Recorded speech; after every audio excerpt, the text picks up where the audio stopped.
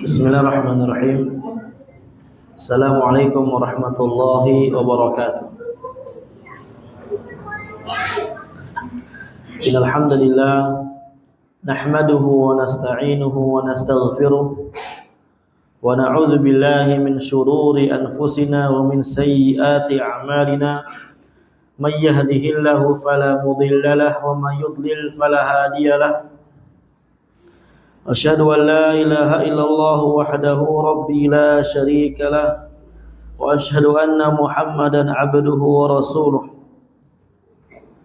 Amma ba'du fa in asdaqal hadithi kitabullah wa khairal hadi Muhammadin sallallahu alaihi wa ala alihi wa sahbihi wa sallam wa syarrul umuri muhdatsatuha fa inna kulla muhdatsatin fid dini bid'ah wa kulla bid'atin dhalalah wa kulla dhalalatin finnar.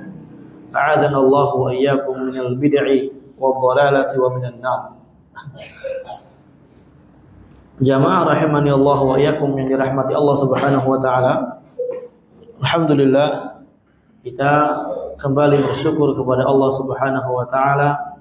Tak henti-hentinya kita menampakkan rasa syukur kita, rasa senang kita atas hidayah dan taufik yang Allah Azza wa Jalla berikan kepada kita, yakni banyak sekali nikmat-nikmat yang Allah Azza wa Jalla selalu curahkan, limpahkan kepada kita. Di antara nikmat yang Allah berikan kepada kita yang besar adalah nikmat sehat, karena seorang kalau tidak sehat sulit bagi dia untuk menjalankan kewajiban-kewajibannya. Makanya kata Nabi SAW, iqtanim khamsan qabla khamsin, diantaranya sehataka qabla saqamik, manfaatkanlah waktu sehat kita sebelum datangnya waktu sakit kita. Dengan apa memanfaatkannya? Dengan kita belajar ilmu agama. Allah Azza wa Jalla berikan nikmat sehat, dan juga Allah Azza wa Jalla kepada kita Allah berikan nikmat iman. Kemudian Allah Azza wa Jalla kepada kita Allah berikan nikmat Islam dan memahami Islam di atas pemahaman yang benar, alhamdulillah. Dan juga Allah Azza wa Jalla berikan kita taufik untuk selalu belajar ilmu agama, dan ini adalah pilihan dari sekian banyak pilihan yang Allah Azza wa Jalla pilih dari hamba-hambanya. Karena tidak mudah jamaah rahimakumullah ya di zaman ini untuk istiqamah mengaji, hadir di majlis-majlis ilmu, karena banyak sekali bisikan-bisikan syaitan yang tidak terima terhadap majlis-majlis ilmu, yang tidak sudi, enggak suka kalau ada hambanya Allah Azza wa Jalla yang dia belajar ilmu agama, karena dengannya, dengan ilmu, iblis tahu, setan tahu bahwasanya kita akan menjauhinya, kita tidak akan taat kepadanya. Kata iblis, la ughwiyannahum ajma'in, saya akan sesatkan seluruh hambamu dari jalan Allah Azza wa Jalla, dari jalanmu ini semuanya, illa ibadaka minhumul mukhlasin, kecuali hamba-hambamu yang kamu tolong, yang ikhlas kepadamu. Jadi di antara sebab ya kita bisa istiqomah terus hadir kajian ini, ikhlas kepada Allah Subhanahu wa taala. Dan jamaah rahimakumullah, alhamdulillah ya kita sekarang di pertemuan ini melanjutkan lagi kajian kita di dalam membaca kitab yang tipis, tapi insyaallah manfaatnya sangat banyak, manfaatnya sangat besar, yaitu Asyrul Rakaiz fi Tarbiyatil Abna, 10 pilar asas atau pokok di dalam mendidik anak ya sesuai bagaimana ajaran agama Islam. Ya kita bahas di sini sesuai bagaimana kacamata Islam, bukan bagaimana kacamata dunia yang lainnya. Dan itu banyak, bagus memang ya, pendidikan secara kedokteran dan semisalnya itu bagus ya. Akan tetapi jangan kita lupakan sisi yang lebih penting yang diajarkan oleh Nabi Shallallahu Alaihi Wasallam yang sumbernya langsung dari Allah Subhanahu Wa Taala, yaitu bagaimana cara mendidik Nabi SAW anak-anaknya atau sahabat-sahabat yang syighar pada saat itu. Bagaimana Allah Azza wa Jalla memerintahkan kita semua di dalam mendidik anak-anak kita dan bagaimana caranya. Ini telah digariskan oleh agama Islam semuanya. Kemarin dahulu kita telah selesai pilar yang pertama, yaitu ikhtiyaru zaujah as-salihah. Memilih istri yang salihah. Ya, kalau kita sudah punya istri, kita wajib didik. Ya, kewajiban kita mendidik istri kita. Itu namanya kewajiban aini, fardu ain. Enggak bisa enggak. Karena dalilnya sangat jelas. Sebelumnya telah kita bawakan. Allah Subhanahu wa taala berfirman, "Ya ayyuhalladzina amanu qu anfusakum wa ahlikum nara." Wahai orang-orang beriman, jagalah diri kamu dan keluarga kamu dari api neraka. Ini wajib. Perintah ini dalam agama Islam, ketika dapat dalil yang menunjukkan perintah, kata para ulama, hukum asalnya wajib aini. Ya, hukum asalnya wajib, nggak boleh nggak dikerjakan. Kecuali adanya di sana dalil-dalil yang memalingkan daripada makna wajib kepada makna sunnah atau yang semisalnya. Ya, dipelajari dalam kitab-kitab usul yang demikian ilmunya. Dan juga banyak lagi dalilnya dalam hadis Nabi Shallallahu Alaihi Wasallam. Kemudian asas yang kedua yang tidak kalah penting lagi di dalam mendidik anak, kita harus ghursul aqidah wal iman. Tanamkan akidah dan iman di dalam dada anak kita. Jadi akidah dan iman ini adalah perkara yang sangat penting. Ya, bukan perkara yang remeh. Ya, bukan perkara, ya semua orang kan tahu, sudah difitrahkan bahwasanya Allah itu adalah zat yang maha melihat. Semua kan sudah tahu, sudah difitrahkan Allah Azza wa Jalla itu yang memberi. Semua kan sudah tahu, sudah difitrahkan bahwasanya Allah Azza wa Jalla itu maha melihat, betul. Ya, tapi di dalam agama Islam itu diperintahkan untuk saling mengingatkan satu sama lain. Allah berfirman dalam ayat yang mungkin kita sering dengar, wa dzakir fa inna dzikra tanfa'ul mu'minin. Berilah peringatan karena peringatan itu bermanfaat bagi orang yang di dalam hatinya terdapat iman.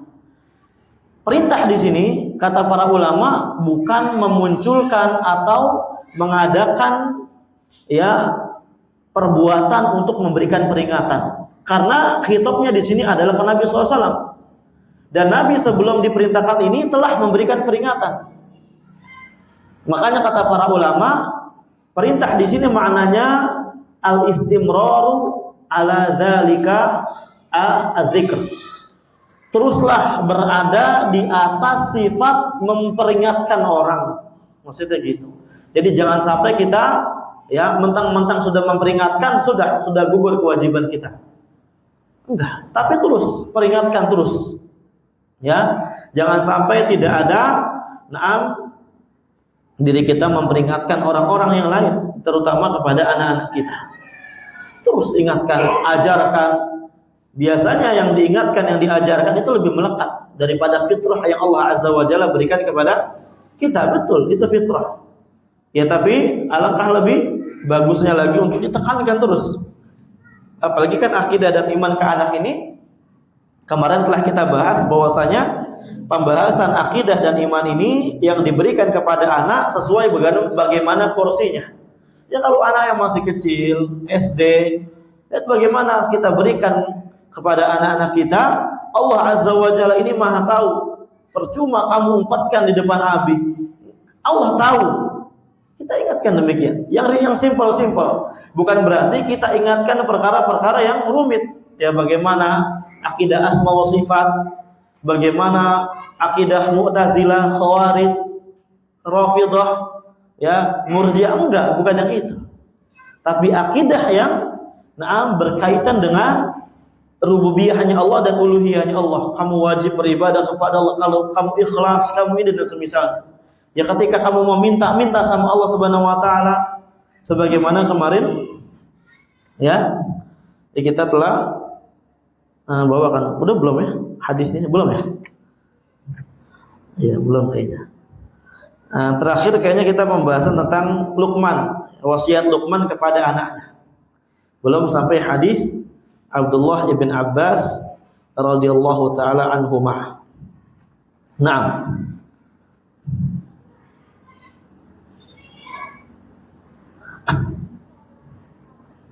Kemarin terakhir kita membahas seputar masalah ya wasiat Luqman kepada anaknya. Di mana di sini Luqman berkata kepada anaknya, "Ya bunai, wahai anakku." Di sini panggilan sayang. Di sini panggilan sayang kepada anak. Jadi ketika kita mau nasihati anak, jangan menggunakan panggilan yang kasar. Ya karena secara fitrah anak itu enggak suka.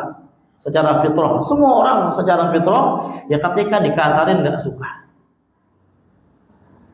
Dan juga sebelum kita lanjut, ya tadi ayat yang kita bawakan ada sedikit faedah di situ. Wa dzakir fa inna dzikra tanfa'ul mu'minin. Kata Syekh Ibnu Utsaimin dalam tafsir beliau, fa inna dzikra tanfa'ul mu'minin. Sesungguhnya dzikra, peringatan itu bermanfaat kepada orang yang di dalam hatinya terdapat iman. Hanya bermanfaat kepada orang yang di dalam hatinya terdapat iman. Berarti kalau nggak ada iman, tidak akan manfaat peringatan sebesar apapun, peringatan sebanyak apapun tidak akan ada manfaat. Ya, ini pentingnya kita menanamkan iman juga berarti di sini. Ya kepada anak-anak kita, kepada kita pribadi, kepada teman-teman, kepada keluarga. Karena kalau nggak ada iman, maka tidak akan bermanfaat. Kata Syekh Ibnu Utsaimin rahimahullah taala dalam tafsir beliau terhadap surat Az-Zariyat ini. Kemudian di sini kata Luqman, "Ya bunayya innaha in taku mithqala habbatin min khardal fatakun fi sakhrah aw fi samawati aw fil ardi ya'ti biha Allah." Wahai anakku, jangan lupa innaha in taku mithqala habbah min khardal. Sesungguhnya keburukan-keburukan ataupun kebaikan-kebaikan yang ada, walaupun dia mithqala habbah min khardal, hanya sekecil biji sawi saja, fatakun fi sakhrah, udah sekecil biji sawi, dia berada di tempat batu yang gelap, au fis samawati au fil ardi, atau terletak di bumi, di langit atau di bumi. Maka kata Luqman kepada anaknya apa? Ya'ti bihallah. Allah Azza wa Jalla akan datangkan keburukan tersebut. Allah Azza wa Jalla akan datangkan kebaikan tersebut. Jadi kita terapkan bagaimana kebaikan sekecil apapun pasti Allah Azza wa Jalla datangkan. Pasti Allah Azza wa Jalla mintai pertanggungjawabannya. Ini kan bagi anak-anak yang masih kecil atau yang baru besar, dia akan merasa takut. Ya kan asalnya kan anak-anak ini kan tidak takut. Asalnya anak-anak ya biasa aja. Nah, terus kita doktrin demikian. Apapun yang kamu lakukan nanti akan dimintai pertanggungjawabannya oleh Allah Azza wa Jalla. Akan ditanya. Banyak dalilnya.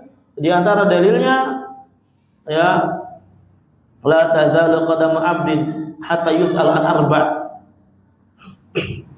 Di antaranya an umrihi fi ma'afnah. Seorang nanti di hari kiamat kedua kakinya tidak akan bisa bergeser di hadapan Allah Subhanahu wa taala sampai ditanya tentang 4 perkara. Di antaranya tentang umur kita. Digunakan untuk apa? Ya, tentang umur kita. Semua yang berkaitan dengan kegiatan-kegiatan yang menghabiskan umur akan ditanya oleh Allah, baik besar ataupun kecilnya. Ini kan Masya Allah. Dan ini juga peringatan untuk kita. Ya, ketika kita memperingatkan kepada orang, ya otomatis mau nggak mau kita harus mengamalkan juga. Mau nggak mau kita tertuntut juga untuk mengamalkannya. Innallaha latifun khabir. Sesungguhnya Allah Subhanahu wa taala adalah zat yang maha latif. Latif itu halus. Sangat mengetahui detail-detail perkara yang ada. Khabir khibrah. Ya, lebih dalam daripada ilmu. Ilmu ini pengetahuan. Kalau khibrah lebih dalam lagi pengetahuannya. Ya. Allah Azza wa Jalla ilmunya ya itu menguasai segala sesuatu. Ilmunya melingkupi segala sesuatu. Apalagi dibahasakan dengan khabir. Ya, tidak ada satupun perkara yang samar bagi Allah Subhanahu wa taala, na'am, atas apa yang kita lakukan semuanya. Ini tentang rububiyah yang demikian ini sangat penting. Ya, terkadang juga itu penting juga buat kita pribadi. Qala fagharsu hadhihi al-aqidati. Ya kayaknya udah apa belum ya? Udah ya? Sekarang rakizatu tsalitsah ya? Oh iya, kasratu doa sekarang kayaknya. Saya ingat saya ya. Soalnya belum dipindahin ini, qadarullah. Kemarin juga enggak datang karena kirain bukan jadwal saya, lupa. Allahul musta'an. Ar-rakizatu tsalitsah, pondasi yang ketiga, asas yang ketiga di dalam mendidik anak, dan ini juga perkara yang tidak kalah penting lagi, yaitu adalah kasratu doa, banyak doa. Nah, ini nggak kalah penting. Kenapa? Ya karena hidayah di tangan Allah. Hidayah itu dibagi dua, Pak, oleh para ulama. Ada yang namanya hidayah, ya, al-irsyad wal bayan. Yang kedua hidayatul taufik wal ilham. Hidayatul irsyad wal bayan artinya hidayah yang berupa penjelasan ilmu, kita menjelaskan kepada orang-orang, itu namanya hidayah. Tapi namanya hidayatul irsyad wal bayan. Di antara dalilnya yang menunjukkan penggunaan ini adalah Allah Azza wa Jalla berfirman, wa innaka latahdi ila siratal mustaqim. Kata Allah kepada Nabi Muhammad, wa innaka latahdi, sesungguhnya kamu dapat memberikan hidayah menuju jalan yang lurus, artinya ilmu, dapat memberikan ilmu, memberikan dakwah, memberikan pencerahan. Itu setelah kita lakukan, dan itu ada pada diri kita semua ketika kita punya ilmu. Hidayah yang modelnya demikian pada diri kita itu semua ada. Ketika kita punya ilmu, maka kita mampu menjelaskan, mampu memberikan petunjuk. Dan itu ya tadi pada poin yang kedua, pada asas yang kedua, yaitu adalah gharsul aqidah wal iman. Itu penjelasan. Kita sedang memberi hidayah kepada anak kita. Adapun yang kedua, ini yang ketiga ini kasratu doa, memperbanyak doa untuk meminta hidayah at-taufik wal ilham namanya. Apa hidayah taufik dan ilham? Hidayah yang berupa ya menggerakkan keinginan seorang hamba untuk bisa beramal. Karena yang dapat menggerakkan hal tersebut hanya Allah Subhanahu wa taala. Makanya kita minta kepada Allah Subhanahu wa taala. Jadi, ketika kita menjelaskan, kita mendidik anak, mendidik ya istri, keluarga kita, itu terkadang belum tentu diterima sama mereka. Atau mereka terima terkadang belum tentu diamalkan. Karena yang menentukan bisa diamalkan atau enggak hanya Allah Subhanahu wa taala. Disitulah pentingnya kita berdoa kepada Allah Subhanahu wa taala. Disinilah pentingnya kita berdoa kepada Allah Subhanahu wa taala. Di antara dalil yang menunjukkan penggunaan makna hidayah, itu adalah hidayah taufik wal ilham, adalah firman Allah taala, innaka la tahdi man ahbabta walakinallaha yahdi man yasha. Ini adalah ya perkataan Allah kepada Nabi SAW ketika Abu Thalib wafat. Abu Thalib adalah orang yang sangat besar jasanya untuk Islam. Bahkan kita mungkin nggak sampai kepada jasanya Abu Thalib walaupun seujung kuku untuk Islam ini. Tapi Abu Thalib di atas kekufurannya, di atas kekafirannya, menolong Islam, ya jasanya sangat besar. Tapi di akhir hayatnya ketika ingin wafat, ketika ingin meninggal, lama hadrahul maut, kata Nabi SAW. Ya, Nabi berkata kepada Abu Thalib, ya ammi, qul kalimatan uhajju laka biha indallah. Ini sudah ditunjukkan oleh Nabi SAW. Katakanlah pamanku suatu kalimat yang nanti aku bisa menolong kamu di hadapan Allah Subhanahu wa taala. Maksudnya la ilaha illallah. Kenapa tinggal la ilaha illallah doang? Karena udah yakin. Bahkan Abu Thalib ini sampai membuat syair tentang benarnya agama Islam itu. Tapi apalah daya kalau nggak syahadat, tidak terpenuhi syarat iman di situ. Karena iman, syahadat, keyakinan hati dan amalan kan, ya amalan rukun Islam. Anggota badan namanya kata para ulama. Di sini turunlah ayat Allah berfirman, wa innaka la tahdi man ahbabta. Sesungguhnya wahai Muhammad, kamu tidak akan bisa memberikan hidayah walaupun kepada orang yang kamu cintai sekalipun. Tapi Allah lah yang memberikan hidayah tersebut. Ini maksudnya hidayah apa? Yang pertama menetapkan, yang kedua meniadakan. Makanya yang kedua kata para ulama, ini hidayah taufik wal ilham yang berkaitan dengan bagaimana seorang bisa atau tidak bisa mengamalkan ilmunya. Makanya ketika kita habis didik anak kita, ajarkan mereka menggunakan hidayah ad-dalalah wal irsyad, jangan lupa kita setelah itu doakan juga. Ya, minta sama Allah supaya Allah berikan taufik, berikan hidayah. Karena nggak bisa ya seorang itu beramal tanpa hidayah dan taufik dari Allah Subhanahu wa taala. Makanya dalam zikir pagi petang, wala takilni ila nafsi tarfata aini. Allah, janganlah kamu bebankan kepadaku walaupun cuma sekejap mata. Allahu Akbar.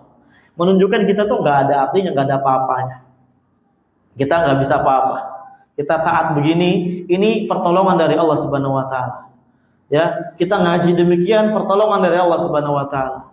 Anak kita soleh pun itu pertolongan dari Allah Subhanahu wa taala. Oleh karenanya, jangan lupa kita banyak-banyak minta kepada Allah Subhanahu wa taala.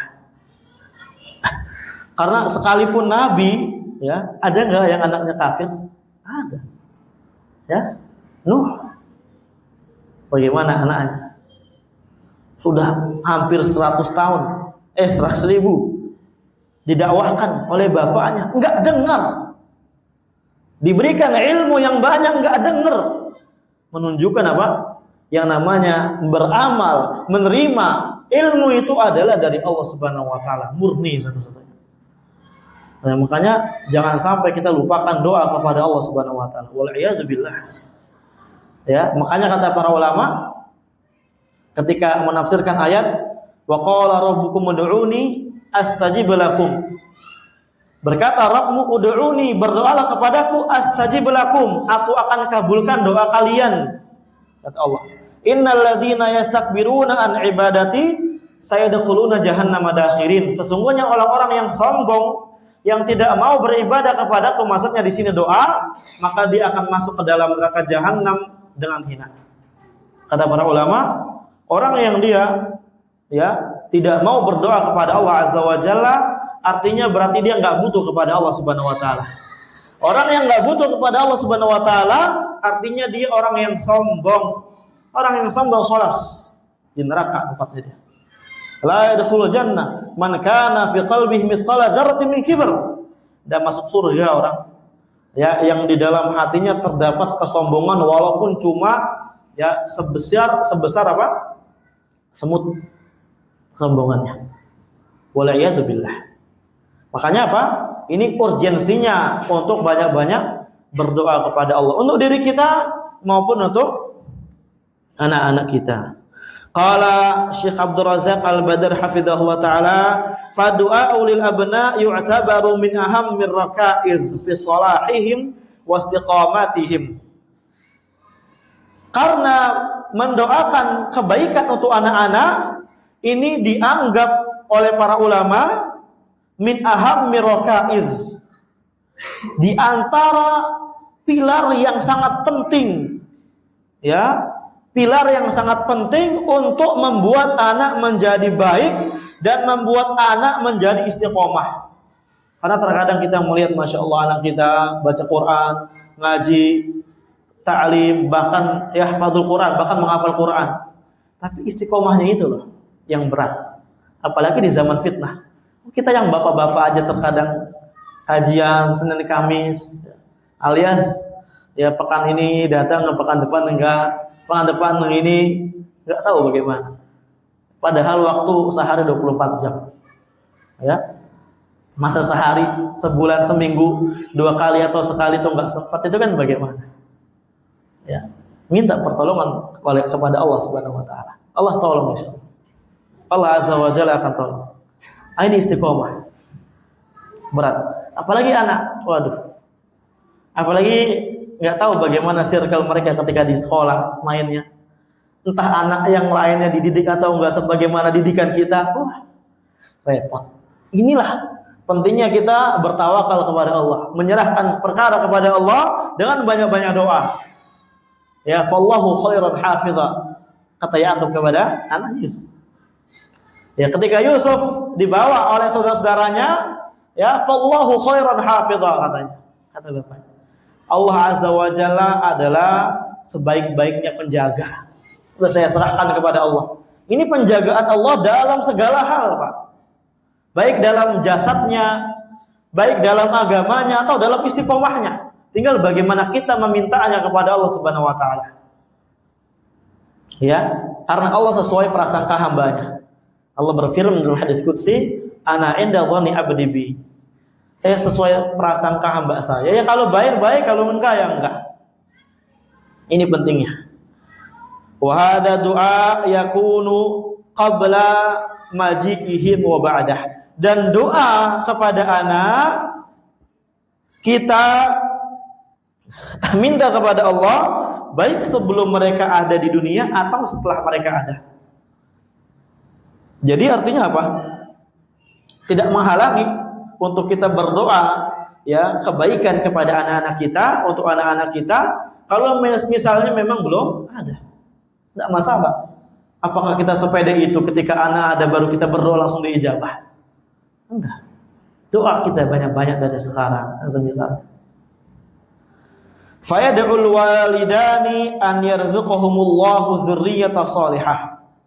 Nah, di sini dua orang ya maksudnya al-walidan, ibu dan bapak, artinya suami istri, kedua orang tua, dia harus berdoa meminta kepada Allah Subhanahu wa taala ketika anaknya belum ada untuk diberikan rezeki az-dzurriyyata shalihah, keturunan yang salihah. Ya kalau umpamanya belum ada, minta kepada Allah. Atau yang udah ada, doakan yang udah ada, yang belum ada ketika ingin lagi minta demikian. Ya. Az-dzurriyyah shalihah, sebagaimana nanti kita akan bawakan apa? Dalilnya. Wa yad'uani aidan lil auladi ba'da an yarzuqahum Allahu bihim. Dan juga jangan lupa kedua orang tua untuk mendoakan kebaikan bagi anak-anaknya setelah Allah Azza wa Jalla berikan kepada mereka, kepada kedua orang tua tersebut ya berupa anak. Bil hidayati wassalahi wal istiqamati wassabat ala diyanah aswatan bil anbiya atau uswatan bil anbiya. Doa dengan apa? Dengan meminta hidayah kepada Allah Subhanahu wa taala. Meminta salah, kebaikan, istiqomah dan kokoh di atas agama ini yang penting. Ada kisah ulama, ana lupa namanya. Mungkin insyaallah nanti pekan yang akan datang ana akan cari sampai membuat buku. Jadi ulama ini udah terus nasihati anaknya tapi tidak ada hasil. Alhasil apa? Saya titipkan kamu kepada Allah dan saya tinggalkan kamu karena Allah Azza wa Jalla. Akhirnya anaknya apa? Dibuang dan dia pergi meninggalkan anaknya. Udah besar. Ya tak kunjung taat kepada Allah Subhanahu wa taala. Alhasil apa? Demikian dilakukan oleh bapaknya. Ini ulama tapi saya lupa namanya. Coba nanti insyaallah saya cari bukunya. Qadarullah karena kemarin tuh ya ada satu bukunya tapi udah keduluan orang belinya. Nah ini penting. Uswatan bil anbiya dan juga apa?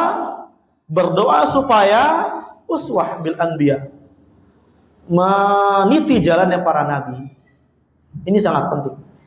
Jangankan anak, untuk kita aja ini perkara yang sangat penting. Bagaimana Nabi SAW mengajarkan kepada kita ya karena Nabi SAW yad'u Allah Azza wa Jalla Allahumma ya muqallibal qulub tsabbit qalbi ala dinik. Di antara doa yang dibiasakan oleh Nabi SAW terus menerus ya yang sering Nabi SAW ucapkan yaitu adalah Allahumma ya muqallibal qulub, ya Allah zat yang membulak-balikan hati, tsabbit qalbi ala dinik, kokohkanlah hatiku di atas agamamu. Maka di sini ada beberapa riwayat. Di antaranya riwayat Ibnu Abbas atau Ibnu Mas'ud yang mengatakan, ya, aman Nabi, wahai Rasulullah, kita udah beriman kepada kamu. Atau khafu alaina, apakah kamu takut kepada kita? Apa kata Nabi SAW? Naam, kita takut. Apa alasannya takut? Apa kata Nabi SAW? Fa inna quluba bani Adam baina usbu'aini min asabi'ir rahman yuqallibuha kaifa yasha. Allahu Akbar.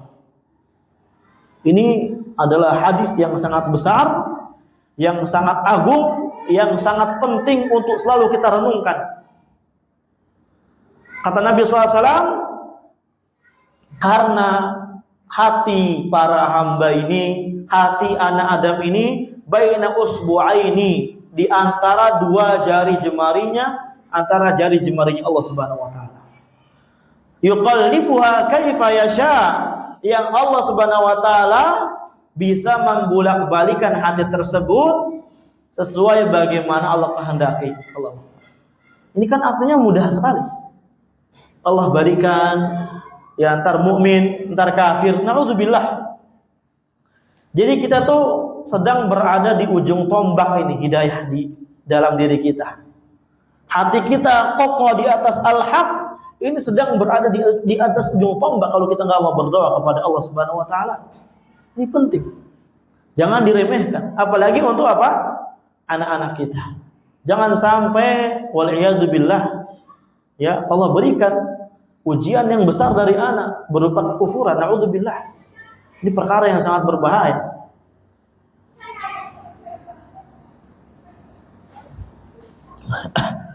Now,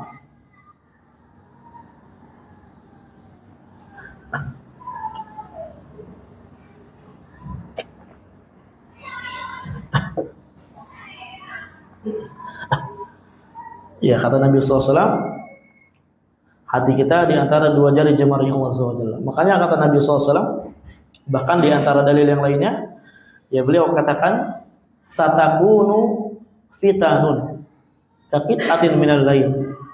Nanti akan ada timbul fitnah. Fitnah ini artinya apa sih? Fitnah ini banyak artinya. Kesesatan, ya, perkara yang merancukan dalam agama kita, perkara yang dapat menyesatkan kita, yang membuat kita menyimpang, membuat kita berpaling dari agama Islam ini menuju dunia atau yang lain-lain. Konsep berpikir kita udah berbeda, itu namanya fitnah.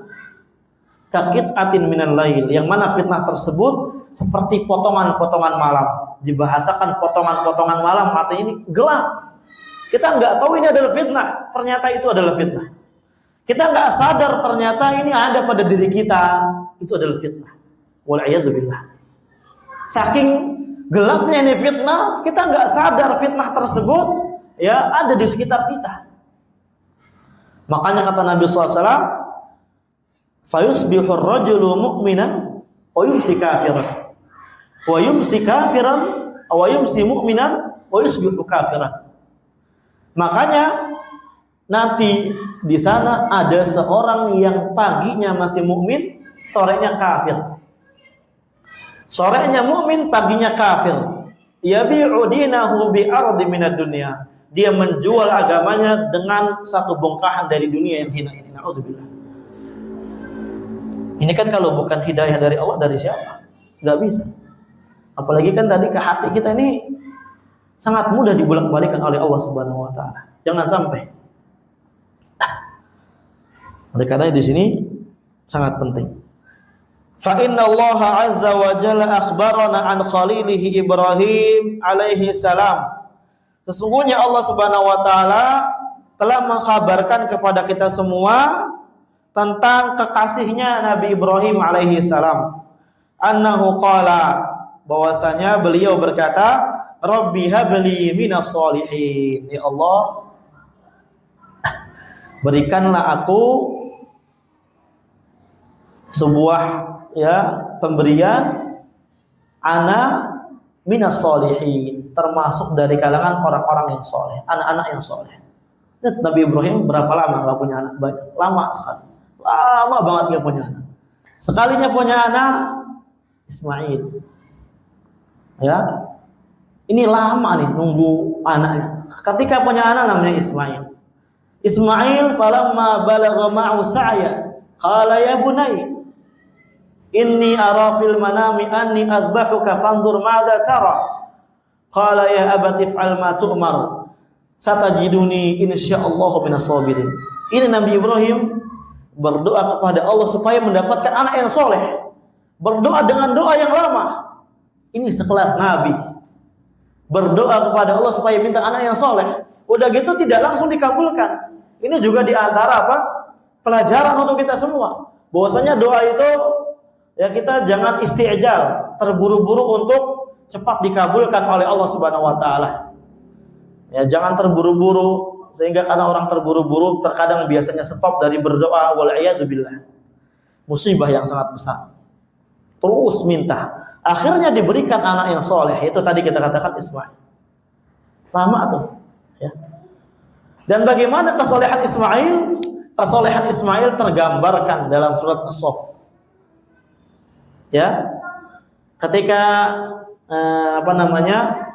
Nabi Ibrahim berkata, "Falamma balagha ma'u sa'ya." Ketika Ismail sudah mulai besar, anak yang didamba-dambakan oleh Ibrahim. Ya. Qala ya bunai. Ya, tiba-tiba intinya ada mimpi dari Allah Subhanahu wa taala. Jangan bercanda ya. Intinya ada mimpi dari Allah Subhanahu wa taala sehingga Nabi Ibrahim berkata kepada Ismail, "Ya bunai, wahai anakku, inni ara fil manami anni adbahuka fanzur madza tara." Saya ngimpiin kamu, ya, di mimpi saya diperintahkan untuk nyembelih kamu. Bagaimana menurutmu wahai Ismail? Ajib. Ini berat ini. Ini wahyu dari mimpi adalah selemah-lemahnya kebenaran dari wahyu yang ada. Karena wahyu ini kan bermacam-macam tingkatannya. Ada yang dari perantara dan segala macam semisalnya. Selemah-lemahnya wahyu yang memungkinkan itu wahyu dari mimpi. Tapi kan ini sangat tipis. Ini wahyu atau bukan? Tapi karena Ibrahim juga adalah bapak yang bertauhid, bahkan Abul Anbiya, ya, rujukan di dalam tauhid kita kepada Nabi Ibrahim, Abul Anbiya, bapaknya para nabi,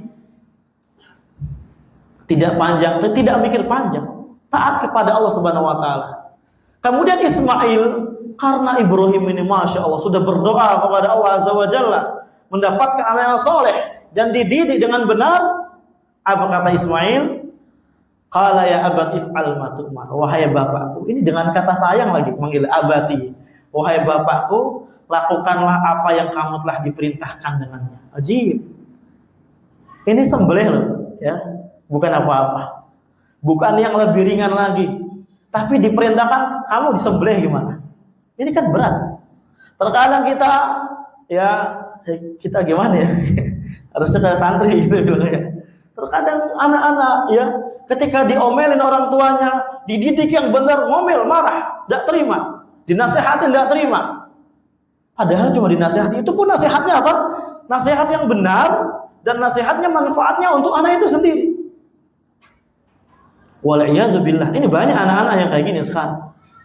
Na'udzubillah min dzalik.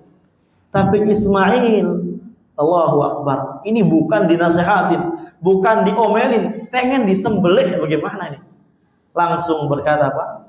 Ya apa-apa, lakukan aja. Satajiduni insyaallah minas sabirin. Apa kata beliau berikutnya? Kamu akan dapatkan aku insyaallah termasuk orang-orang yang bersabar. Menggunakan kata insyaallah. Betul-betul menyerahkan tawakal kepada Allah Subhanahu wa taala. Ini perintah dari Allah. Di dalamnya perintah Allah murni kebaikan, enggak ada keburukan sama sekali. Insyaallah lakukan. Ajib. Wallahu alam. Di azan dulu mungkin. Bismillah, kita lanjutkan. Bismillah, alhamdulillah, wassalatu wassalamu ala rasulillah wa ba'd. Naam, ya, masih dalam kisah Ibrahim alaihi salam. Bagaimana Allah Azza wa Jalla kabulkan doa Ibrahim alaihi salam. Dan perintah tersebut adalah perintah yang sifatnya apa? Bagaimana imannya Ibrahim? Karena Ibrahim adalah kekasihnya Allah Subhanahu wa taala. Orang yang sebelumnya memiliki anak menegakkan ubudiyah yang sangat besar kepada Allah Subhanahu wa taala. Karena tingkatan ubudiyah yang sangat tinggi, ubudiyah yang penuh dengan rasa cinta kepada Allah, ta'zim kepada Allah, pengagungan kepada Allah, mahabbah wa ta'zim. Itu namanya ubudiyah yang sangat tinggi. Mengedepankan semuanya hanya kepada Allah Azza wa Jalla saja satu-satunya. Nah, ketika dapat anak, mulai ada rasa cinta kepada anak tersebut. Cinta yang tabi'i. Tabiat manusia cinta kepada anak itu tabiat. Bukan cinta yang muharramah, bukan cinta yang syirkiyah, tapi mahabbah tabi'iyah. Tapi Allah Azza wa Jalla tidak inginkan itu. Allah Azza wa Jalla inginkan ya maqam mahabbah yang ada pada Ibrahim jangan sampai kurang.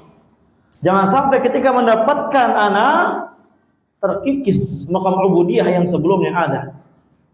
Dan itu enggak hina dalam masalah mencintai anak itu. Karena tabiat kita, tabiat manusia. Tapi demikianlah ya Allah Azza wa Jalla menguji hambanya dengan ujian yang sangat besar sesuai bagaimana kadar iman. Makanya di dalam ayat tersebut dilanjutkan ya falamma aslama wa tallahu lil jabin wa nadainahu ay ya Ibrahim qad saddaqta ru'ya. Falamma aslama, ketika keduanya telah pasrah, ya, wa tallahu lil jabin, ini golok ini udah di leher, ya, udah di nggak bisa. Kemudian fanadainahu ayya Ibrahim, kata Allah saya panggillah Ibrahim, ya Ibrahim, qad saddaqta ru'ya, sesungguhnya kamu telah membenarkan, telah tasdiq, membenarkan mimpi itu, wahyu tersebut, khalas, cukup. Ini menunjukkan ya yang sebenarnya kata Ibnu Qayyim yang dipotong itu bukan Ismail, tapi mahabbahnya Ibrahim kepada Ismail. Cintanya Ibrahim kepada Ismail dipotong. Supaya apa? Supaya maqam ubudiyah, penghambaan kepada Allah atas dasar ta'zim dan mahabbah tetap ada dan tinggi. Dan ini ya pelajaran yang sangat besar. Ya, pelajaran yang sangat besar yang dapat kita ambil dari kisahnya Ibrahim itu di antaranya. Itulah Abul Anbiya, ya, tauhid. Dan juga pelajaran yang penting yang enggak kalah penting lagi apa? Sekelas Nabi Ibrahim berdoa kepada Allah Subhanahu wa taala. Siapa kita? Ya, tidak mau berdoa untuk anak-anak kita, tidak mau minta supaya anak-anak kita apa? Saleh. Baik, taat kepada Allah Azza wa Jalla, taat kepada orang tuanya. Ini dalil yang pertama yang menunjukkan bagaimana urgensinya berdoa dengan doa yang baik untuk diri kita pribadi dan untuk anak-anak kita, berupa hidayah, berupa as-shalah, istiqamah, dan yang penting as-sabat, kokoh. Ya, bukan istiqamah yang dia itu belok-belok, kokoh di atas agama ini, di atas al-haq ini. Allah a'lam bishawab. Insyaallah dalil berikutnya ya kita akan bawakan di pertemuan yang akan datang, karena dalil berikutnya itu pun masih ada kisah juga yang sangat penting untuk kita bawakan, walaupun hanya sedikit tapi itu sangat penting dan waktunya tidak cukup. Jazakumullahu khairan katsira. Semoga yang sedikit ini bermanfaat untuk kita semua. Wa waffaqallahu al-jami' lima yuhibbu wa yarda. Wa sallallahu wa sallam ala nabiyyina Muhammadin wa ala alihi wa sahbihi ajma'in. Subhanakallahumma bihamdik asyhadu an la ilaha illa anta. Assalamualaikum warahmatullahi wabarakatuh.